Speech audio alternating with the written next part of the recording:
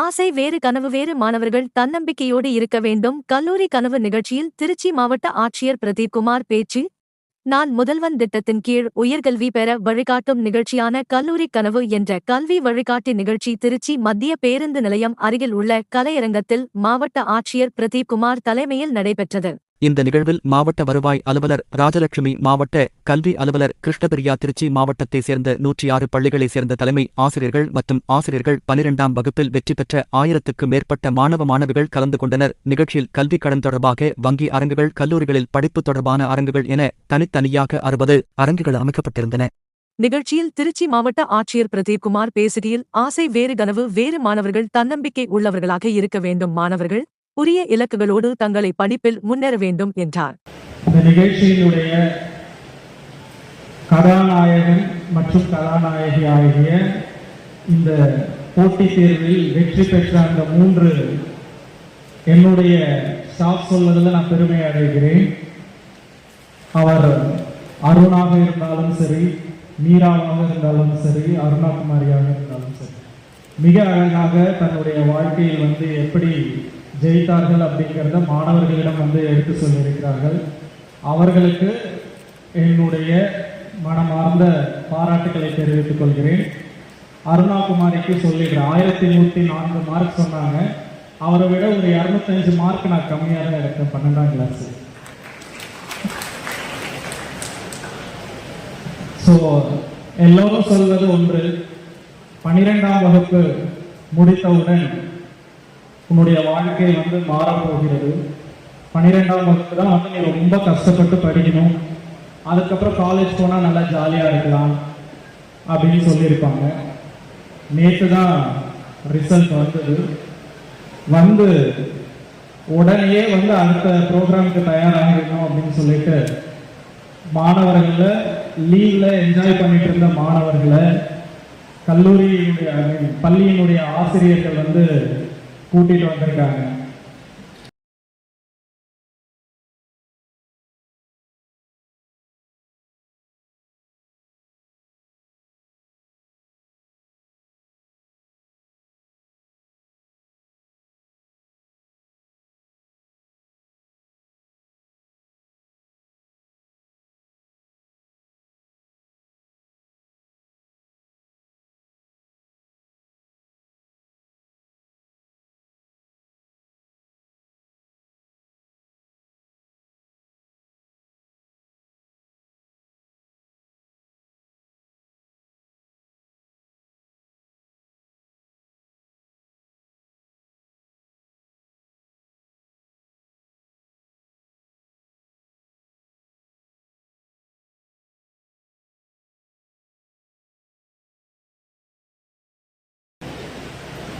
இந்த நிகழ்ச்சியினுடைய கதாநாயகன் மற்றும் கதாநாயகி ஆகிய இந்த போட்டித் தேர்வில் வெற்றி பெற்ற அந்த 3 என்னுடைய ஸ்டாஃப் சொல்வதில் நான் பெருமை அடைகிறேன்.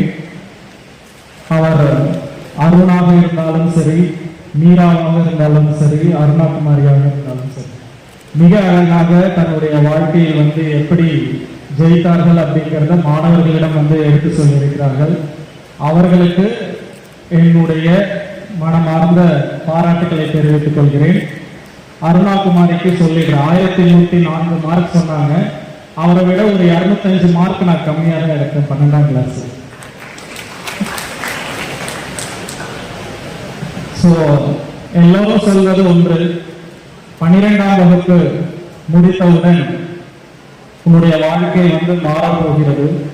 12ஆம் வகுப்பு தான் நீ ரொம்ப கஷ்டப்பட்டு படிக்கணும், அதுக்கப்புறம் காலேஜ் போனால் நல்லா ஜாலியாக இருக்கலாம் அப்படின்னு சொல்லியிருப்பாங்க. நேற்று தான் ரிசல்ட் உடனே அடுத்த ப்ரோக்ராமுக்கு தயாராகிருக்கணும் அப்படின்னு சொல்லிட்டு மாணவர்களை லீவில் என்ஜாய் பண்ணிட்டு இருந்த மாணவர்களை கல்லூரியினுடைய பள்ளியினுடைய ஆசிரியர்கள் கூட்டிட்டு வந்திருக்காங்க. இப்பதான் இன்னும் எக்ஸாம் முடிஞ்சது, லீவே நான் என்ஜாய் பண்ணல, அதுக்குள்ள அடுத்ததா அப்படின்னு கேட்டா அவ்வளவு முக்கியமான நிகழ்வு இது. அதுதான் கல்லூரி கனவு.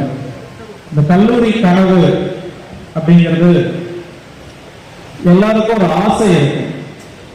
ஆசைக்கும் கனவுக்கும் வித்தியாசம் இருக்கு. ஆசைனா என்ன?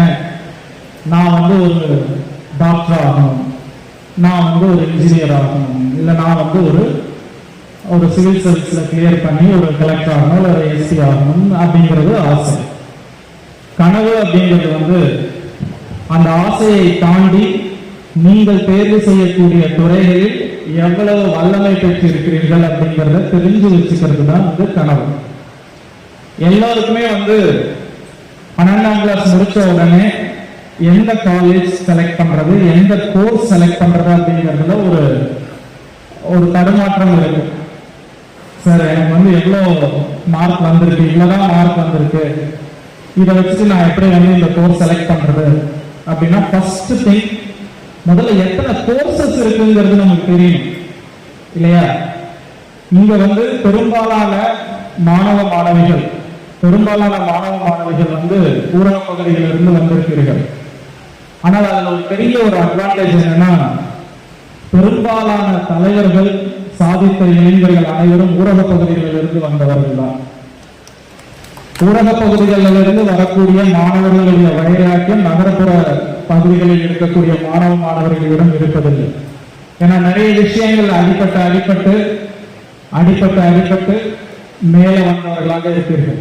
எந்த ஒரு கல்லை வந்து சிலையாக்கணும்னா வந்து அந்த உளியோட வலியை தாங்கினா மட்டும்தான் அந்த கல்லு சிலையாகும். கல்லு கல்லாவே இருக்கணும்னா இல்ல சிலையா மாறணுமா அப்படிங்கிறது உங்க கையில தான் இருக்கு. அதை எப்படி பண்றது அப்படின்னா, தமிழக அரசு வந்து பல திட்டங்களை வந்து மாணவர்களுக்கு கொண்டிருக்கிறார்கள். மற்ற மாநிலங்களுக்கு வந்து எடுத்துக்காட்டாக இருக்கக்கூடிய பல திட்டங்களை நம்முடைய தமிழ்நாடு முதலமைச்சர் அவர்கள் நம்முடைய மாணவ செல்வங்களுக்கு நமக்கு கொடுத்திருக்கிறார்கள். உதாரணமாக இந்த கல்லூரி கனவு எல்லாரும் வந்து பாஸ் பண்ணிட்டீங்க, இங்க வந்துட்டு பாஸ் பண்ணாத சில குழந்தைகள் இருப்பாங்க இல்லையா? இல்ல பள்ளிக்கு அந்த எக்ஸாமுக்கு வர முடியாத சில பேர் இருப்பாங்க. அவர்களுக்கு கூட ஒரு சப்ளிமெண்டரி எக்ஸாம் வச்சு அவர்களை வந்து ஹையர் எஜுகேஷன்ல சேர்க்கணும் அப்படிங்கிறது தான் வந்து தமிழக அரசினுடைய முக்கியமான நோக்கம். அவர்களுக்கு தனியா ஒரு திட்டமே இருக்கு, உயர்வுக்கு படி அப்படிங்கிற ஒரு திட்டமே இருக்கு. அதன் மூலமாக வந்து அவர்களை வந்து தேர்வு செய்ய வைத்து அவர்களை வந்து கல்லூரியில் சேர்ப்பதற்கான அத்தனை முயற்சிகளையும் வந்து நம்முடைய அரசு வந்து மேற்கொண்டிருக்கிறது. எதற்காக சார் நாங்க பண்ணணும்? மாணவர்கள் நாங்க படிக்க கொடுத்தோம், படிச்சு முடிச்சிட்டீங்க, காலேஜ் ஜாயின் பண்ண போறாங்க. சில பேர் வந்து காலேஜ் ஜாயின் பண்ணல அப்படின்னா இதுல நம்முடைய அரசுக்கோ நம்முடைய எதிர்காலத்துக்கோ தமிழ்நாட்டுக்கோ என்ன ஒரு பாதிப்பு வந்துவிட போகிறது அப்படின்னா, நம்மளுடைய கிராஸ் என்ரோல்மெண்ட் ரேஷியோ அப்படின்னு சொல்லுவோம். அதாவது 12ஆம் வகுப்பு முடித்து கல்லூரி படிப்பை 100 நபர்கள் பள்ளி படிப்பை முடிக்கிறார்கள் என்றால் எத்தனை நபர்கள் வந்து கல்லூரி படிப்புக்கு செல்கிறார்கள், அதுதான் வந்து நம்ம cross enrolment ratio in higher education அப்படின்னு சொல்றோம். இந்தியாவில் இருக்கக்கூடிய கிராஸ் என்ரோல்மெண்ட் ரேஷியோ வந்து பாத்தீங்கன்னா கிட்டத்தட்ட ஒரு ஆவரேஜா ஒரு 25 இருக்கு. எல்லா மாநிலங்களிலும் ஒரு 100 மாணவர்கள் முடிக்கிறார்கள் என்றால் ஒரு 25 இருந்து 30 மாணவர்கள் வந்து உயர் படிப்பை சென்று அடைகிறார்கள். தமிழ்நாட்டில் எவ்வளவு தெரியுமா?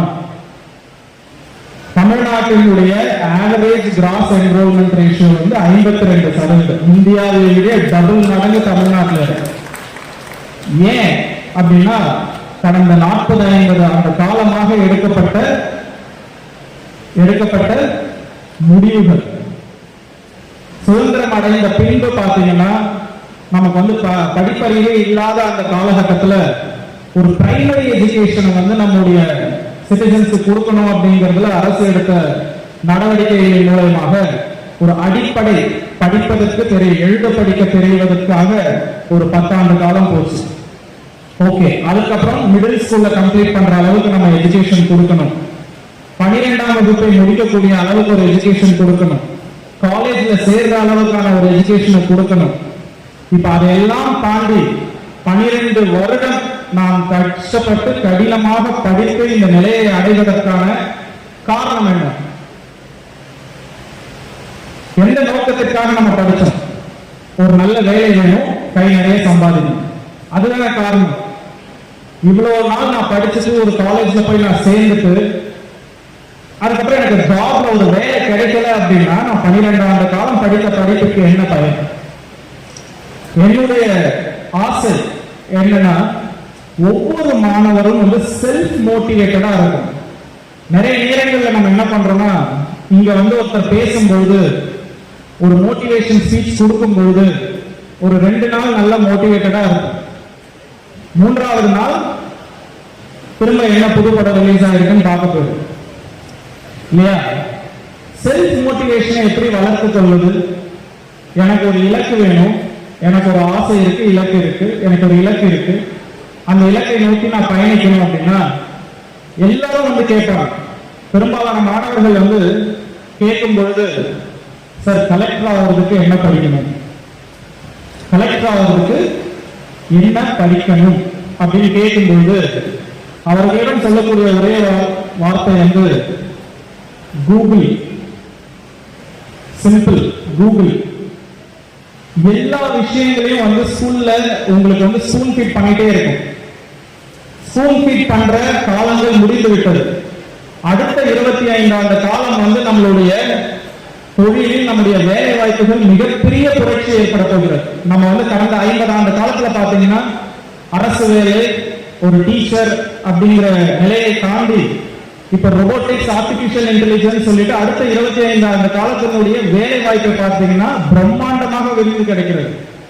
அப்ப யாரெல்லாம் சார் வேலை கிடைக்கும், யாருக்கெல்லாம் வேலை கிடைக்கும் அப்படின்னா, கண்டினியூஸா தன்னை செல்ஃப் மோட்டிவேட்டடா வைத்துக் கொண்டிருக்கிற மாணவ மாணவிகளுக்கும், அடுத்து என்ன நடக்க போகிறது, நம்முடைய மார்க்கெட்ல என்ன நடக்க போகிறது, அந்த சேஞ்சஸ் என்ன நடக்க போகிறது தெரிந்து கொள்ளக்கூடிய ஆர்வம் இருக்கக்கூடிய மாணவ மாணவிகள் மட்டும்தான் வெற்றி பெறுவாங்க.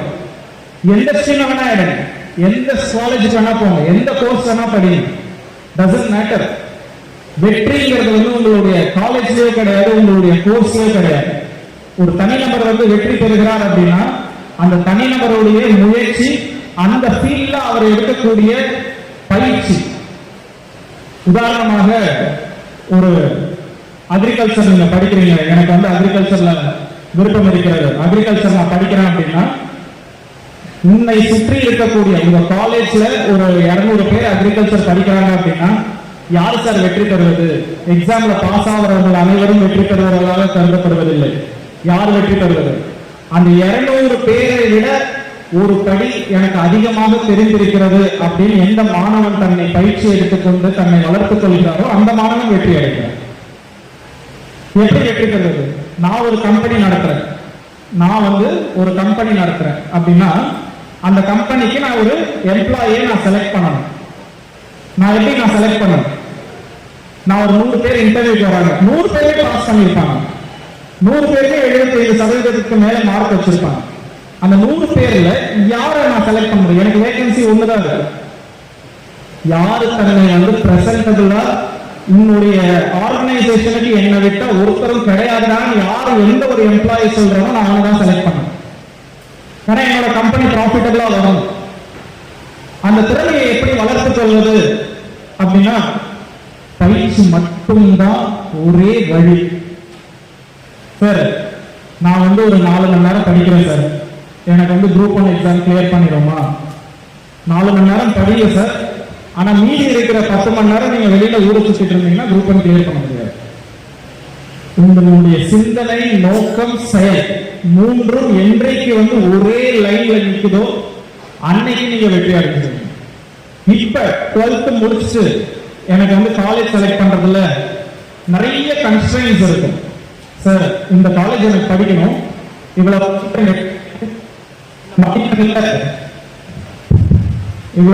எடுத்திருக்கேன், இந்த மதிப்பெண்ணுக்கு உண்டான காலேஜ்ல சீட்டும் கொடுக்கறதுக்கு ரெடியா இருக்காங்க, ஆனா பணம் கட்டுவதற்கு எனக்கு வசதி இல்லை அப்படின்னு சொன்னீங்கன்னா நீங்கள் எடுக்கக்கூடிய கல்லூரியில் எந்த துறையை நீங்கள் தேர்வு செய்தாலும் இது மாவட்ட நிர்வாகத்தின் சார்பாக நான் உங்களுக்கு அளிக்கக்கூடிய உறுதி, உங்கள் அத்தனை பேருக்கும் எஜுகேஷனல் லோன் 100% வந்து சாங்ஷன் பண்ண வேண்டியது மாவட்ட நிர்வாகத்தினுடைய கடமை.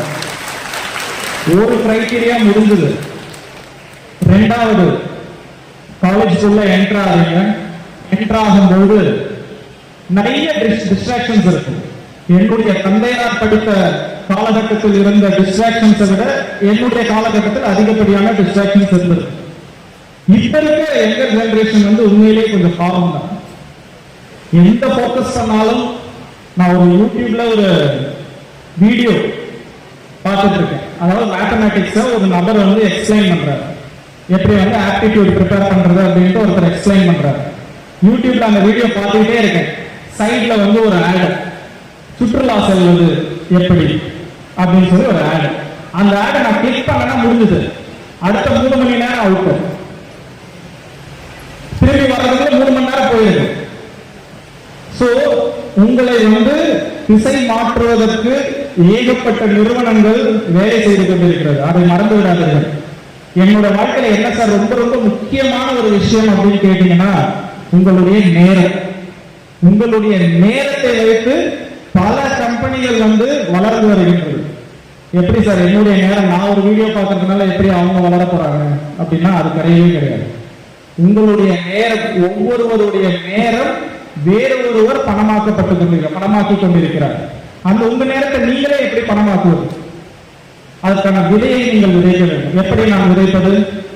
உங்களுடைய நேரத்தை உங்களுக்கு பிடித்த துறையில் நீங்கள் என்றைக்கு வந்து செலவு செய்கிறீர்களோ அன்றைக்கு உங்களுடைய நேரம் வந்து மதிக்கப்படுகிறது. உங்களுடைய நேரம் பணமாக மாறும்.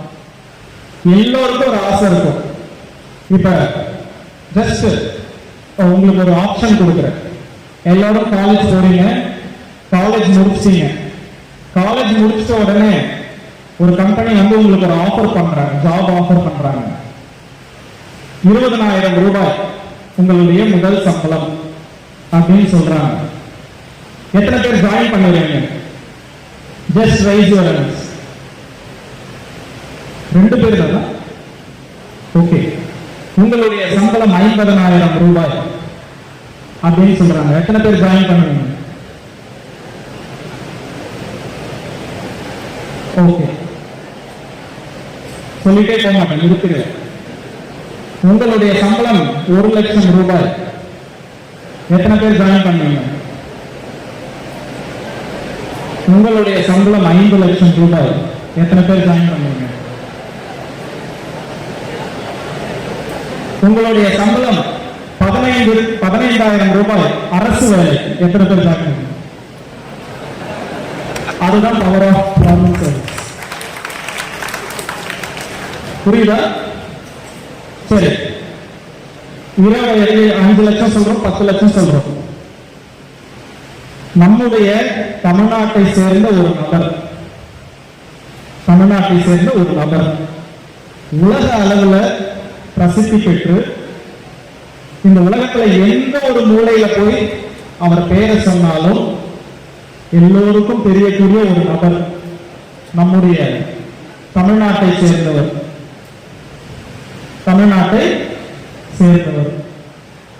அவருக்கு ஆண்டு வருமானம் சுமார் 1,500 கோடி. எவ்வளவு? 1,500 கோடி. யார் அவர்? சுந்தர் பிச்சை. அப்ப எப்படி அவரால் முடிஞ்சது? ஸ்பெஷல் டேலண்ட் ஏதாவது இருக்கா? வேற ஏதாவது டேலண்ட் இருக்கா? அவருக்கு 4 கண்கள் இருக்கிறதா? 2 மூளை இருக்கிறதா? 10 கைகள் இருக்கிறதா? இல்ல இல்லையா? சோ அப்ப அவரிடம் இருந்த ஒரே நோக்கம் என்னன்னா அவருடைய நேரத்தை மிகச்சரியாக அவர் வந்து பயன்படுத்தியதன் காரணமாக உலகத்திலேயே தலை சிறந்த மனிதராக இன்று திகழ்ந்து கொண்டிருக்கிறார். அந்த நேரத்தை மிகச்சரியாக பயன்படுத்தியவர். எல்லா நேரத்திலையும் ஆப்பர்ச்சுனிட்டிஸ் உங்களுக்கு வந்து கொடுத்துட்டே இருக்க மாட்டாங்க. இது போன்ற நிகழ்ச்சியெல்லாம் பாத்தீங்கன்னா ஒரு 5 ஆண்டு காலத்துக்கு முன்னாடி கிடையாது, 10 ஆண்டு காலத்துக்கு முன்னாடி கிடையாது. 10 ஆண்டு காலத்துக்கு முன்னாடி +2 முடித்தவர்கள் என்ன செய்வார்கள்? மாணவ மாணவிகள் பேரண்ட்ஸ் வருவாங்க. பேரண்ட்ஸ் வந்து ஒரு காலேஜுக்கு கூப்பிட்டு போவாங்க. அந்த காலேஜ்ல இருக்கிற ஒரு 4 துறையை வந்து ஏதாவது ஒரு துறையை தேர்ந்தெடுங்கன்னு சொல்லுவாங்க. சில பேரண்ட் அதுவும் சொல்றது இல்லை. அவர்கள் என்னோட அப்பாவும் என்னோட அம்மாவும் இதை சேரணும்னு ஆசைப்பட்டாங்க. நான் சேர்ந்துட்டேன். சேர்ந்து விட்டு அதுக்கு உண்டான வேலை வாய்ப்பு இருக்கிறதோ இல்லையோ 23, 24 வயதானவங்க பெண் பிள்ளைகளுக்கு கல்யாணம் பண்ணி முடிச்சுவாங்க. Just imagine. உங்களுக்குள்ள ஒவ்வொரு மாணவ மாணவிகளுக்கும் நம்முடைய தமிழ்நாடு அரசு இஸ் மேக்கிங் அன் இன்வெஸ்ட்மெண்ட். முதலீடு செய்து கொண்டிருக்கிறார்கள். வருங்காலத்தை வந்து மிக சிறப்பான ஒரு எதிர்காலமாக மாற்றுவதற்காக முதலீடு செய்து கொண்டிருக்கிறார்கள். ஆனா நான் காலேஜ் பிளஸ் டூ படிச்சு முடிச்சிட்டேன், காலேஜ் முடிச்சிட்டேன், இப்ப வந்து நான் ஹோம் மேக்கர் அப்படின்னா, நான் வந்து வீட்டுல இருக்கேன், ஹவுஸ் ஒய்ஃப் அப்படின்னா, அவ்வளோ இன்வெஸ்ட்மெண்ட், அவ்வளோ ரிசோர்சஸ் வேஸ்ட். அப்ப என்ன பண்ணணும் அப்படின்னா, நீங்கள் அரசு வந்து உங்களிடம் முதலீடு செய்வதற்கு நீங்கள் அரசுக்கு திரும்ப செலுத்த வேண்டும் என்பதற்கான நோக்கம் அல்ல. இந்த நாட்டிற்கு உங்களால் என்ன திருப்பி கொடுக்க முடியும் அப்படிங்கறத நீங்கள் சிந்தித்து பார்க்க வேண்டும். அதுதான் அரசினுடைய நோக்கம். காலேஜ் போயிட்டு நீங்க படிச்சுட்டு ஒரு எம்ப்ளாயபிளா ஆகல அப்படின்னா அது வந்து இட்ஸ் வேஸ்ட் ஆஃப் இன்வெஸ்ட்மெண்ட். இங்க இருக்கக்கூடிய ஒவ்வொரு ஸ்டால்லையும், ஒவ்வொரு இடத்துலையும், ஒவ்வொரு எல்டிஎம் இங்க இருக்காரு, பேங்க்ஸ் இங்க இருக்கு, எல்லா ஸ்டால்ஸ்லயும் உங்களுக்கான ஆப்பர்ச்சுனிட்டிஸ் கொட்டி கிடைக்கிறது. எல்லோருக்கும் ஒரு கனவு இருக்கும், இருக்கா? கனவு இல்லாதவங்க யாராவது இருக்கீங்களா? சார் எனக்கு என்ன படிக்கணும்னு தெரியல, என்ன நான் ஃபியூச்சர்ல ஆக போறேன்னு தெரியல அப்படின்னு சொல்றவங்க எத்தனை பேர் இருக்கீங்க? ஓகே, ஒரே ஒருத்தர் தான் இருக்காரு. அப்ப நம்ம ப்ரோக்ராம் ரொம்ப ஈஸியா ஆயிடுச்சு, சிம்பிளா ஆயிடுச்சு. மற்ற எல்லாருக்கும் வந்து உங்களுக்கு கனவும் இருக்கிறது, இலக்கும் இருக்கிறது, என்ன ஆக வேண்டும் என்ற ஆசையும் இருக்கிறது இல்லையா? எத்தனை பேர் இந்த மருத்துவராக ஆக வேண்டும் என்று ஆசைப்படுகிறீர்கள்? அஃப்கோர்ஸ் முதல்ல பயாலஜி குரூப் எத்தனை பேர் எடுத்திருக்கீங்க? how many of you first group? அட பாருங்களா, எல்லாருமே ஃபர்ஸ்ட் குரூப். அப்புறம் மருத்துவர் ஆகணும் கை தட்ட மார்க் வந்துருச்சோ?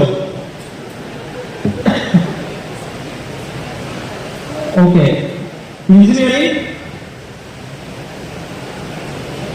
அக்ரிகல்ச்சர், ஓஷனோகிராஃபி தெரியல, ஆர்கியாலஜி ஒண்ணு, ராக்கெட் சயின்ஸ் ஒண்ணு, ஆர்டிபிஷியல் இன்டெலிஜென்ஸ் கொஞ்சம், டேட்டா அனாலிட்டிக்ஸ், ஆண்டர்பிரனர்ஷிப். நமக்கு தெரிந்த துறைகளை வந்து நாம் கேட்கும் பொழுது தெரிந்த துறைகள் வந்து கைவிட்டு எண்ணிவிடலாம். தெரிந்த துறைகளை நாம் கைவிட்டு எண்ணிவிடலாம். இப்ப வெளியில ஒரு ஸ்டால்ல நான் பார்த்தேன், எத்தனை கோர்சஸ் இருக்கு உங்ககிட்ட, நம்ம தமிழ்நாட்டில் படிக்கக்கூடிய கோர்சஸ் கிட்டத்தட்ட 1500க்கும் மேற்பட்ட கோர்சஸ் வந்து நம்ம தமிழ்நாட்டிலே படிக்கக்கூடிய நிலைமையில் இருக்கிறது. நிறைய யூனிவர்சிட்டிஸ் வந்து தனித்தனியாக ஒரு எக்ஸாம்ஸ் கண்டக்ட் பண்றாங்க. அன்லஸ் நமக்கு அது தெரிந்தால்தான் அதனுடைய ஆப்பர்ச்சுனிட்டியை நம்ம டேப் பண்ண முடியும். சார் நான் அதை மிஸ் பண்ணிட்டேன், எனக்கு வந்து அது என்னன்னே தெரியல அப்படின்னு நீங்க சொன்னீங்கன்னா அது வந்து ஏற்றுக்கொள்ள முடியாத ஒரு விஷயம் இல்லையா? சோ தேடுங்கள், உங்களுடைய நேரத்தை உங்களுடைய தேடுதலில் ஈடுபடுத்துங்கள். உங்களுடைய தேடல் உங்களுடைய இலக்கை நோக்கி உங்களை அழைத்து செல்லும். இங்க இருக்கக்கூடிய ஒவ்வொரு மாணவனும் ஒவ்வொரு மாணவியும் கல்லூரி படிப்பில் சேர வேண்டும். கிளியர்? நம்முடைய மாவட்டம் 100% கடந்த ஆண்டு கிட்டத்தட்ட 89% வந்து நம்முடைய மாணவர்கள் மேற்படிப்பை தொடர்ந்திருக்கிறார்கள்.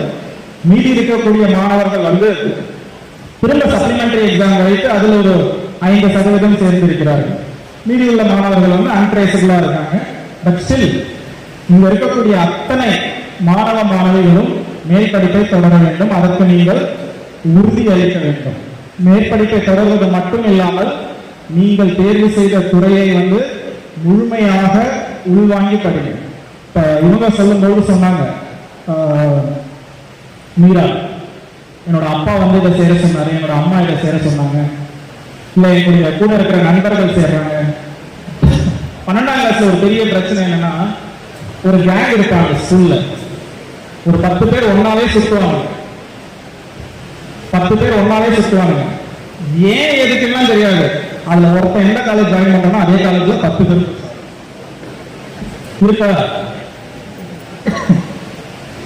அவன் எதுக்காக அந்த காலேஜ்ல ஜாயின் பண்றான்? அவன் வீட்டு பக்கத்துல கூட இருக்கலாம். மீதி இருக்க 9 பேரும் போய் அந்த காலேஜ்ல ஜாயின் பண்ண எதுக்காக? அவ்வளவு ஈஸியான டிசிஷனா நம்ம இந்த காலேஜ் சூஸ் பண்றது டஃபஸ்ட் டிசிஷன்.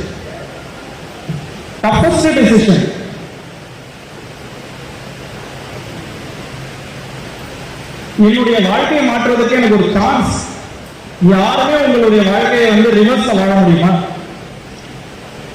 எப்பவுமே நம்ம நேரத்தினுடைய அருமை எப்ப தெரியும் தெரியுமா? அந்த நேரம் கடந்து விட்டதுக்கு அப்புறமா தான் தெரியும். இப்ப எனக்கு வந்து நான் நினைக்கிறேன், இப்ப வந்து நான் 12th ஸ்டாண்டர்ட் படிக்கிற எனக்கு ஒரு ஆப்பர்ச்சுனிட்டி கிடைச்சதுன்னா ஒரு 100 மார்க் இன்னும் கொஞ்சம் எக்ஸ்ட்ரா எடுத்திருப்பேன். இல்ல ஒரு டாக்டரா இருக்கலாம். எல்லோருடைய கனவு அந்த காலகட்டத்தில் எல்லோருடைய கனவு என்ன இருக்கும்? டாக்டர். அப்பொழுது வந்து எனக்கு வந்து மார்க் வந்து 899. நான் 12ஆம் வகுப்புல 1200க்கு 899 மதிப்பெண்கள் நான் எடுத்திருந்தேன். அப்ப கொஞ்சம் விளையாட்டுத்தனமாக தான் இருந்தேன். என்னுடைய தந்தையார் வந்து சொல்லப்பொழுது மெடிசின் மறந்துரு, பட் நான் உனக்கு வந்து மேனேஜ்மெண்ட்ல எதுவும் பணம் கட்டிலாம் சேர்க்க மாட்டேன். உன்னுடைய வாழ்க்கை நீ எடுத்த மார்க்குக்கு என்ன காலேஜ் கிடைக்குதோ அதை ஜாயின் பண்ண. ஆனா ஒன்றை மட்டும் ஞாபகம் வைத்துக்கொள், நீ எந்த கல்லூரியில சேர்ந்து என்ன படிப்பை படித்தாலும் சரி, ஒரே ஒரு விஷயத்தை மட்டும் உன்னுடைய வாழ்நாளில் எப்பொழுதும்